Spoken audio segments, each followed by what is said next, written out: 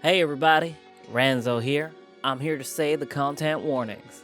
So, content warning. This story uses strong language and makes references to topics such as alcohol, sex, and drug use, and is intended for 18 plus audiences. Viewer discretion is advised. Took you long enough. Took your time with that, Riley. Not too heavy, I hope. The other two boxes have been set down on the coffee table. It's fine. Look what I found.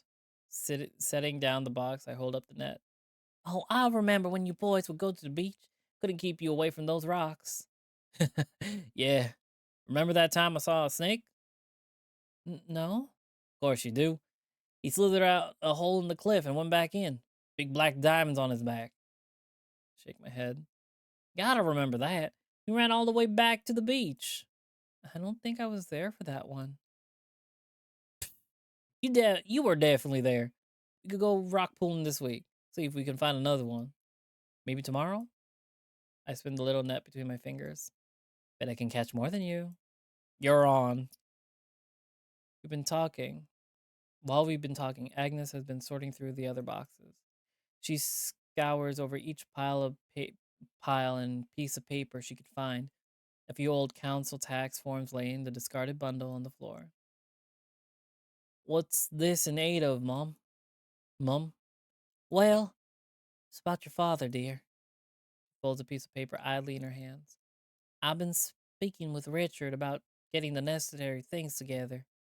For the memorial? Well, yes, the memorial, of course, but for his side of the will, too. Ranzo's tone sharpens. What? It had a lot left between both of them, and, well, she kneads at the shawl around her neck. Well, your father is technically no longer entitled to any of it. Go on.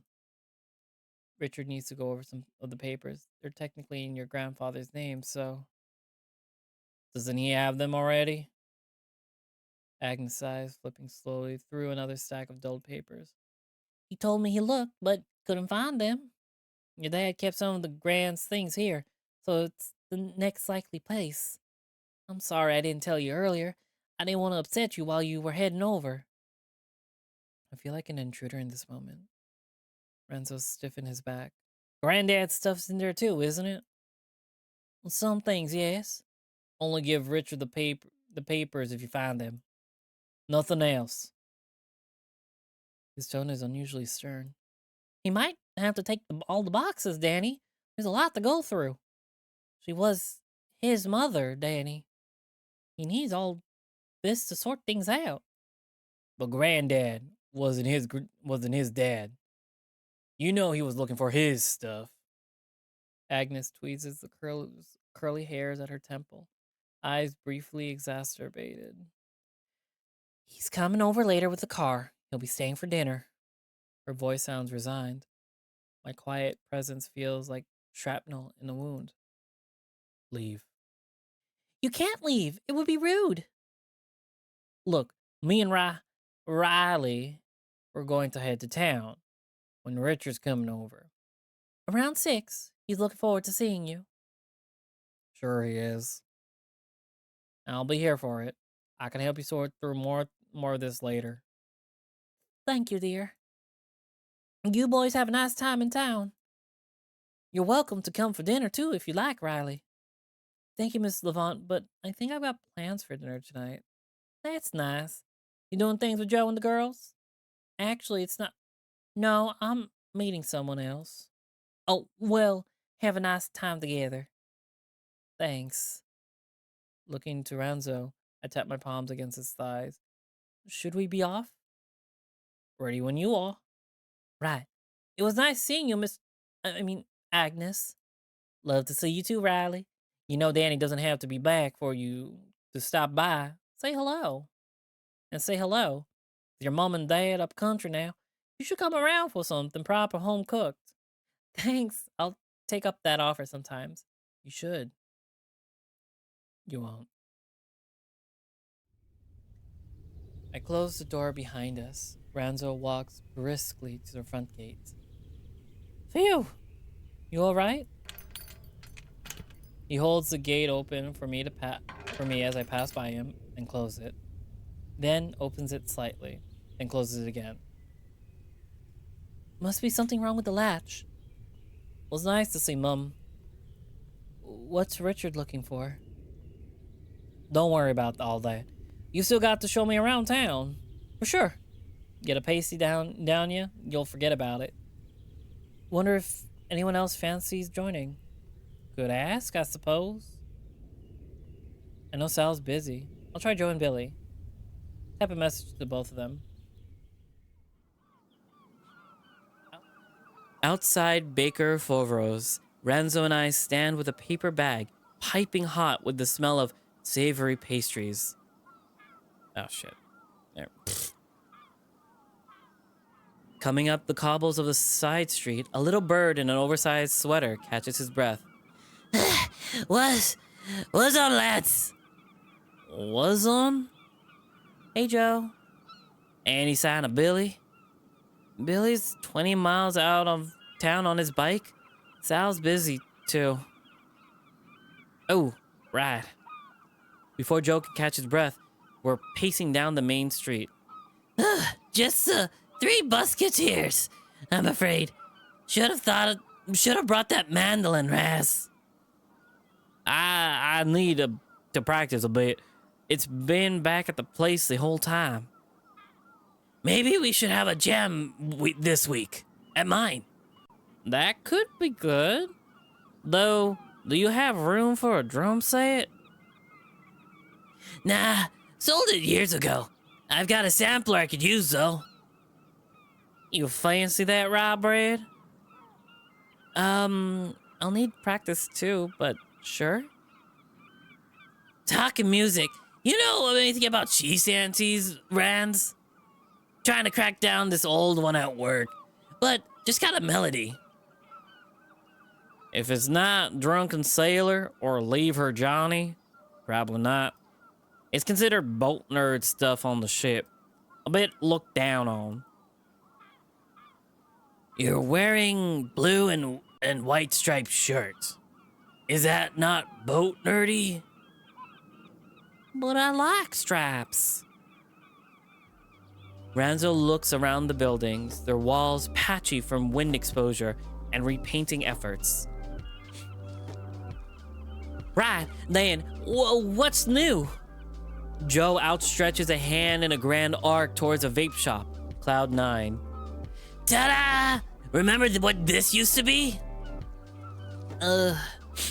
Not sure. Wait. His bushy eyebrows pinch together as he mulls it over. It was, the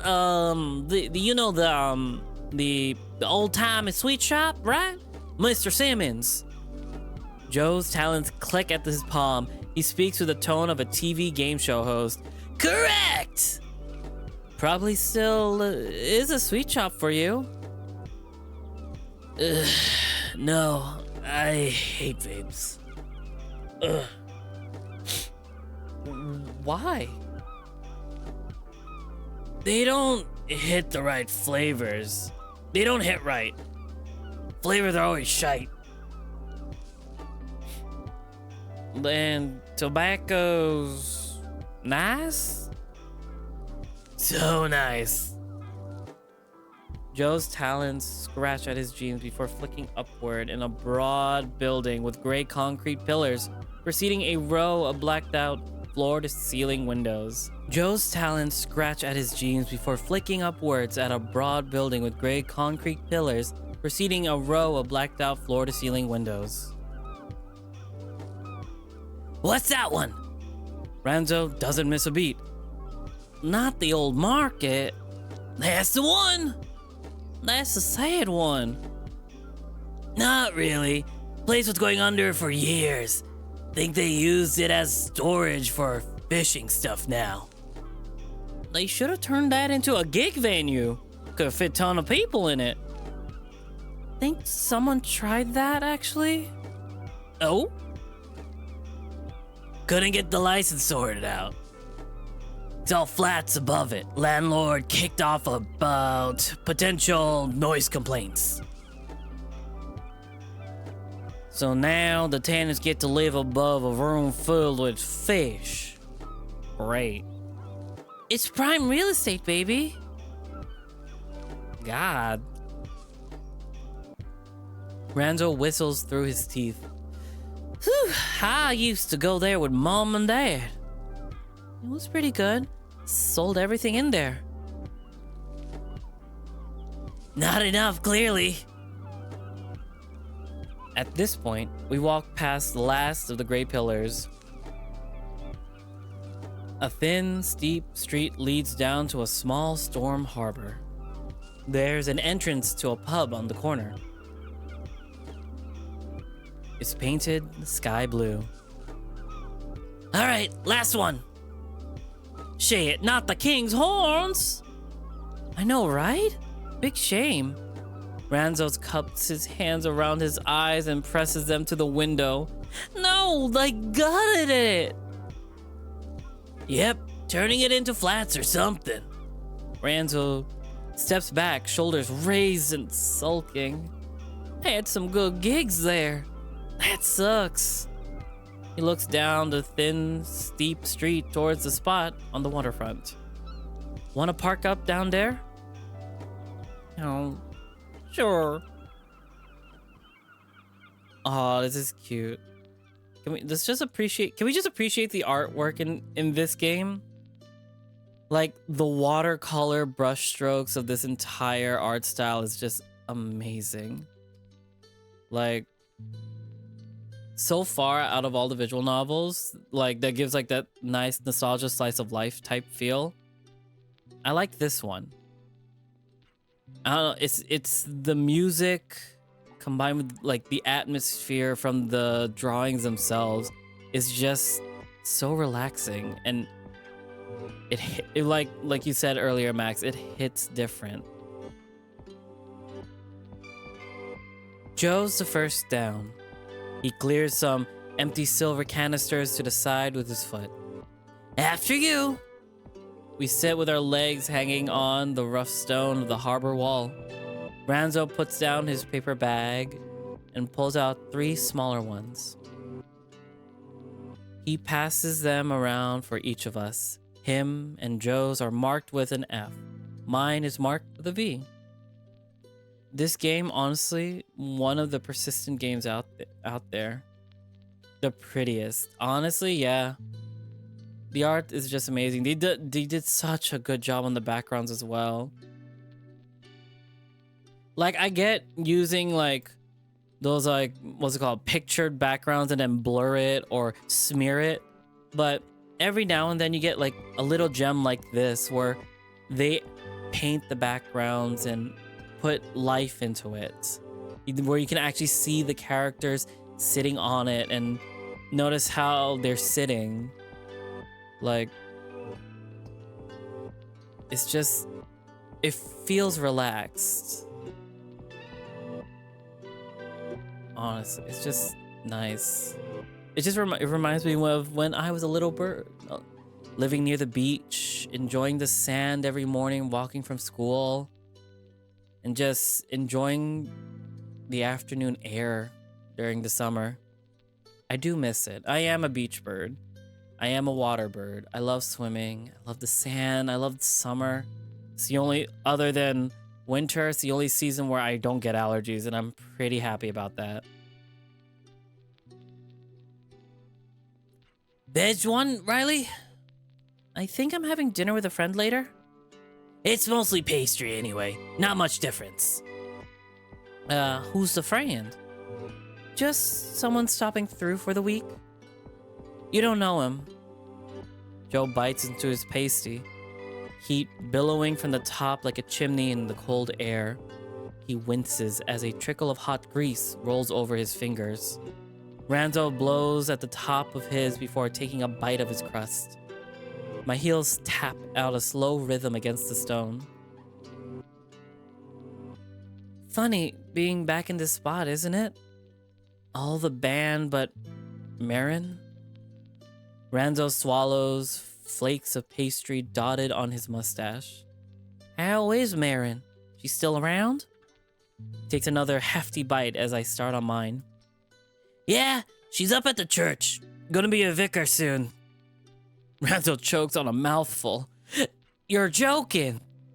I'm not. She's gone God mode. Riley, he's having me on, right? I finish my bite. No, robes and all. Wow. She's the last of us I'd expect for that. Who's the first? Sal, I guess? What? Lesbian atheist 1993? At a church? I just thought cause her family's all gaudy. But fair point. Still though, Vicar Marin. Joe's sharp beak nibbles on a hard bit of crust. His voice is flat.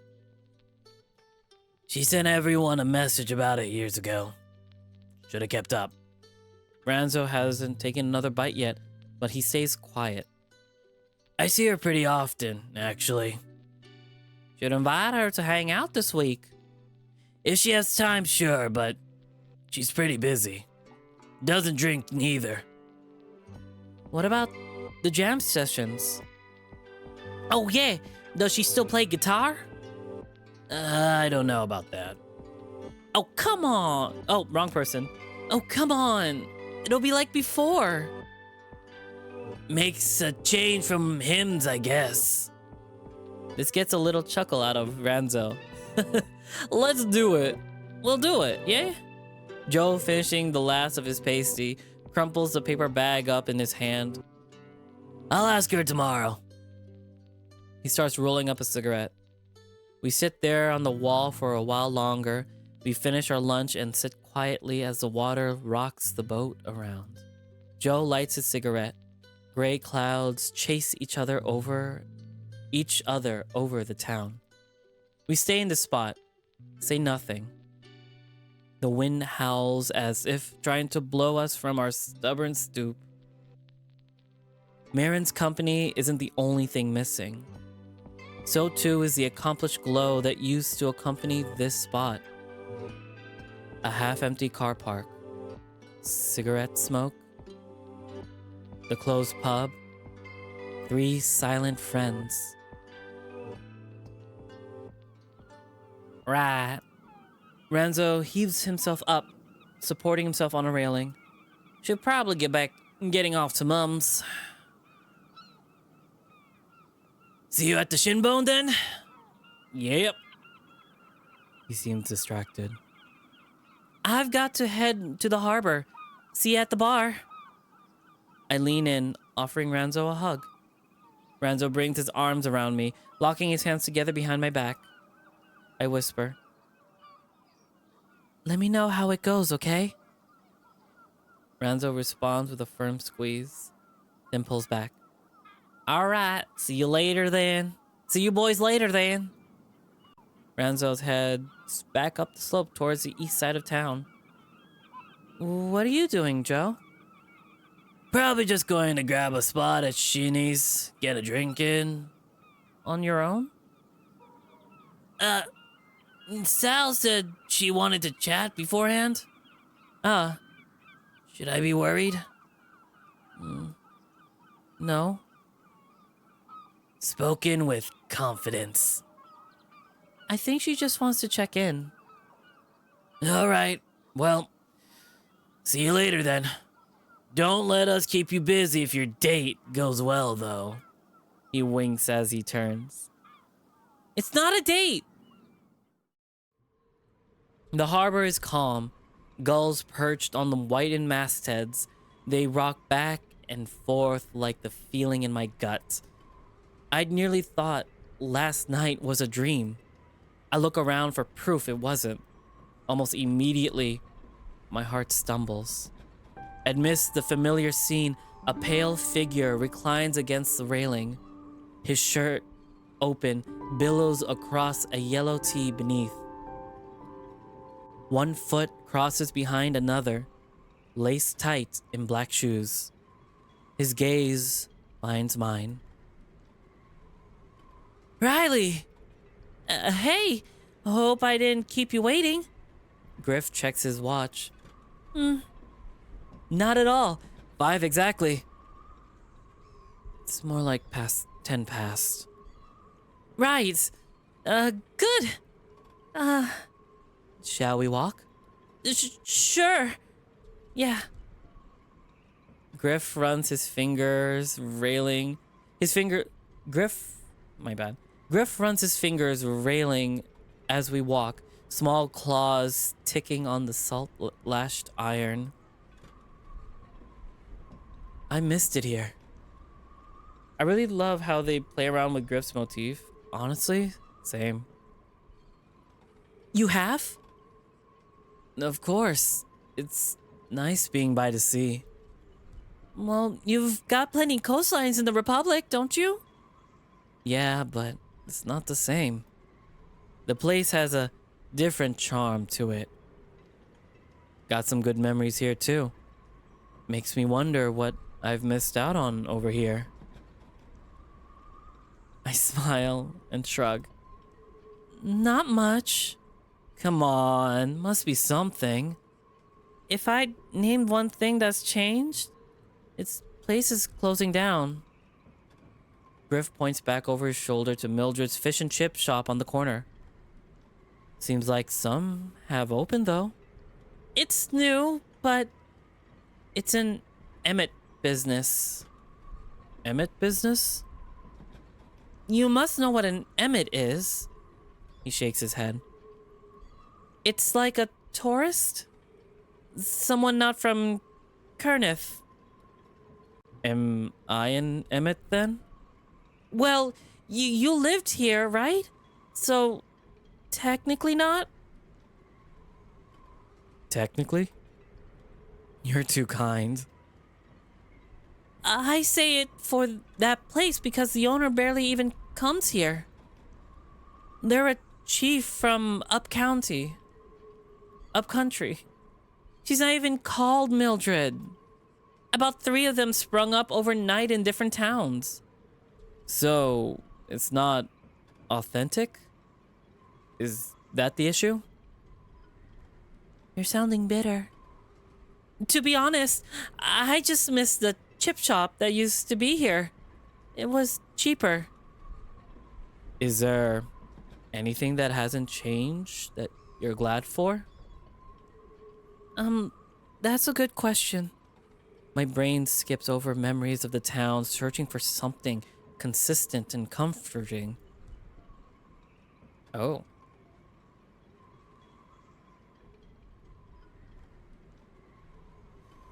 Huh.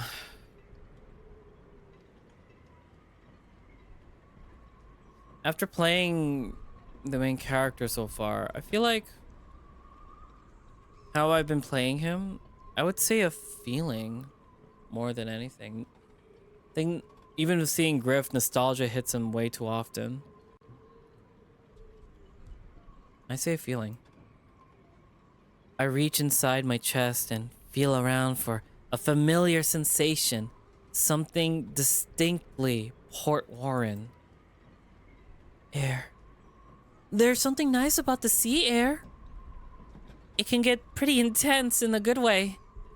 It can be unforgiving, but it knocks some life into you. Couldn't imagine living somewhere without it. I'd feel too still. There's a wildness to it, isn't there? Right!